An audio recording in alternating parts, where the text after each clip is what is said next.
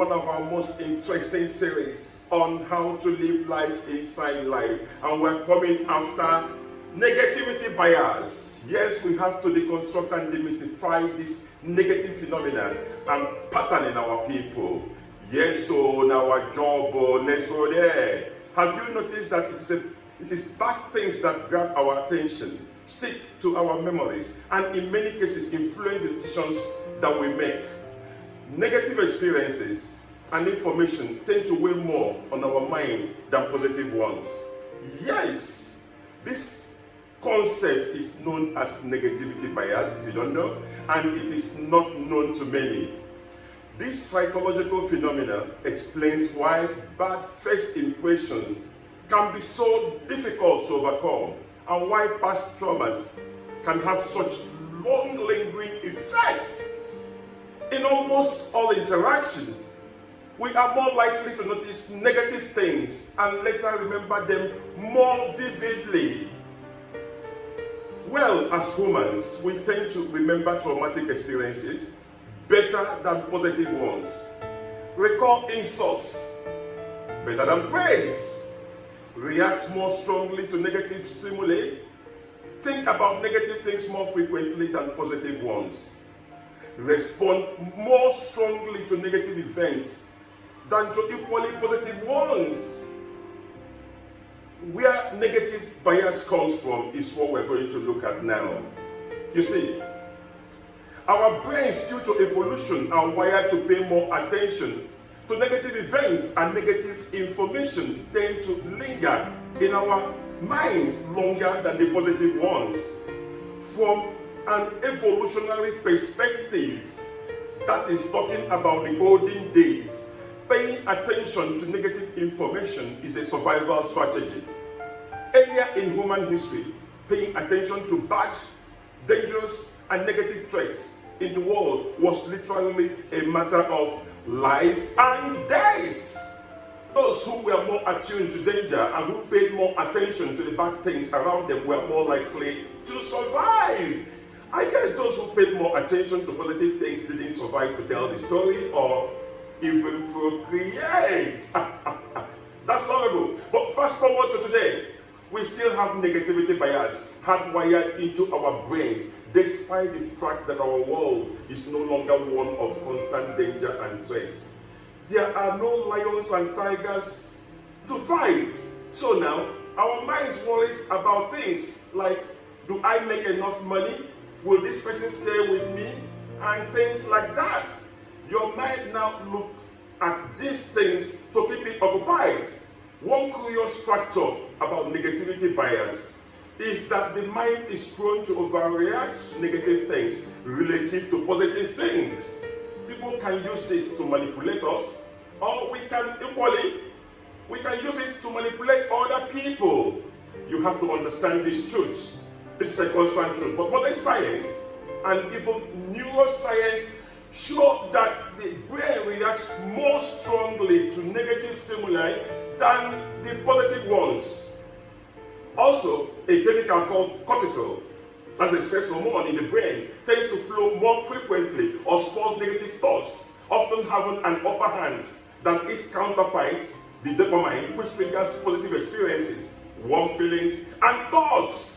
We hold on to negative memories much longer and more strongly than positive ones. This hardwiring stimulates the brain's flight or freeze hypervigilant response to perceived threats and affects us physically, cognitively, and emotionally. Let's go to examples of a negative bias. The examples are bound. The negative bias can have a variety of real-world effects on how people think and act. Do any of these situations and events seem familiar to you? You received a performance review at work that was quite positive overall and noted your strong performance and achievements. A few constructive comments pointed out areas where you could improve, and you find yourself fixating on those remarks rather than feeling good about the positive aspects of your review. You feel upset and angry about the few critical comments. Good. Let's go to another one. You humiliated yourself in front of your friends years ago and can still vividly recall the event. You find yourself cringing with embarrassment over it. It go dey mind, Lord, though your friends have probably forgotten about it entirely. Someone is judged or ridiculed at work for suggesting a novel approach to working out a challenge. He or she becomes less inclined to offer suggestion again. If a person grows up with abusive parents, which is another example, he or she may come to believe that they are unlovable and that no one can be trusted. The brain is always linking new experiences with the old negative experiences. And you may ask me why. The answer is not far-fetched. Because the main purpose of the brain is to keep you safe and to make sure that you survive. Isn't that beautiful?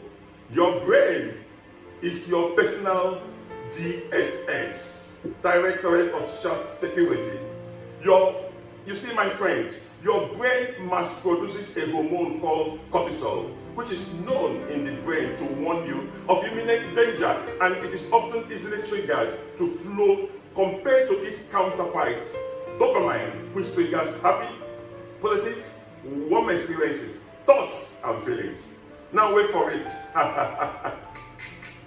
The most overlooked fact about the brain is that your brain wasn't wired to make you happy. Yes, people, your brain was not wired initially to make you happy. Like I said earlier, the main function of the brain is to keep you safe, help you identify and avert danger, and that is why it's always picking on danger signals. There is nothing superstitious about how your brain works. One deep truth you should know is that you are more than your mind. Therefore, be entertained by your mind, because the mind is the most entertaining unit in your physicality, that's body, even in its idiosyncrasies. Nowadays, educators have admonished that we shouldn't criticize students or give bad remarks, but giving both reward and punishment, both praise and criticism. However, if you have to pick just one, the negative feedback tends to stimulate learning faster than the positive. I'll give you an example in real life, a real life situation. An experiment was carried out using two distinct groups of children. For the first group, each child was given an empty jar to which a chocolate will be added for every question answered correctly, and it is theirs for pay. The second group of children were each given a jar filled with chocolates, and for every question gotten wrong, they will lose a chocolate. It was observed that kids learned faster when they were losing chocolates than when they were gaining chocolates. Isn't that curious? And yet, another example. A prof, profs are brilliant. A prof came into the class and one morning brought out a big white paper with a black dot in the middle or center. Sharply, the prof asked the students, "What do you see?" They unanimously chorused, "Black dots." Prof smiled and said, "Yay, that's how life works. We see small dots, but don't see the big white paper." This shows you how negativity bias is wired into humans. But there are 5 ways our brains evolve to focus on negatives by default. 1 is imagining things. 2, ruminating on the past. 3, worrying about what others think. 4 is feeling not good enough. And 5, always needing more. Have this at the back of your mind, that your body, particularly your mind, doesn't care if you are happy or not. Happiness is your personal responsibility, people. Here at the Life Skills Foundation, we bring you coping mechanisms on how to be truly happy and live life inside life. How do you deal with negativity bias? I know that will be agitating your mind. Negativity bias can be overcome through mindfulness, and the tangible knots in the brain makes can be loosened and untied. The first step is becoming aware of the brain's negativity. Awareness of the brain's negativity bias. There is no other way out. If you are not aware of the negativity bias, you become the negativity bias. It becomes your identity. It's a pattern and a part in you, not who you are. Don't identify with it or make it your identity. Don't own it.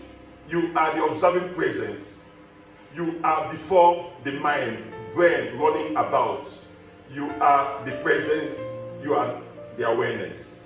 Your biology is not your destiny. Once again, you are not fated to live life based on your evolutionary genes.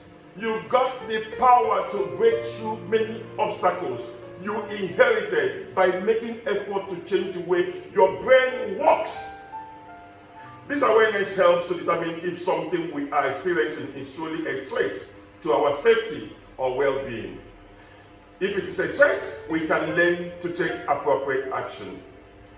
If it is not a threat, we can learn to let go of the impact of perceived negative experience, seeing it for what it is. The practice of mindfulness teaches us to be present in present moment to moment, non-judgmentally, and not just live on thought or conceptual world. Funny, the truth is that through mindful meditation, if you ever call it that, we become more aware of our thoughts. Yes. The difference is that we no longer need to get carried away by our thoughts and expand a single thought into epic novel. We learn to non-judgmentally let thoughts go and return to the experience of the present moment. Being mindful also makes us more aware of the negative, self-limiting thoughts that have kept us from being fully and joyfully alive. Secondly, practicing gratitude. Quantifying the positives in your life, writing them down, and physically making it a habit to do so again and again can slowly retrain your brain, your mind, to focus away from negativity bias. Don't give up even though you want to. The universe is always in love, falls in love with a stubborn heart. Once again, I am Ekweje E.G., founder Life Skills Foundation, and I bring to your doorsteps in a simple way how to live life inside life. And I hope you follow us on all our social media platforms for more life-changing and transformational series. Bye, and see you later.